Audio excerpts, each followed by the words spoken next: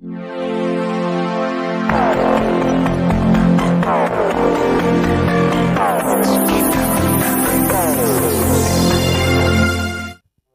मुंडे सदाभाऊ खोत यांना विधान परिषदेची उमेदवारी जाहीर। गेल्या अनेक दिवसापासून चर्चेत असलेल्या पंकजा मुंडे यांना अखेर भारतीय जनता पार्टीने विधान परिषदेची उमेदवारी जाहीर केली आहे। यावेळी भाजपाने 5 उमेदवारांची घोषणा केली। यात पंकजा मुंडे, सदाभाऊ खोत, योगेश टिळेकर, अमित गोरखे, परिणय फुके या 5 नावाची घोषणा भाजपाने आज केली आहे।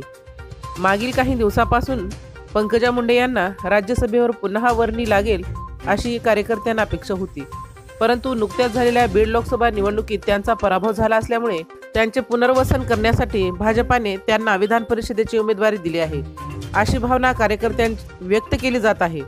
तरी हे सर्व जाहीर उमेदवार उद्या म्हणजेच 2 जुलै रोजी आपला उमेदवारी अर्ज भरणार आहे। राजमंत्रसाठी सुधाकर फुले, लातूर।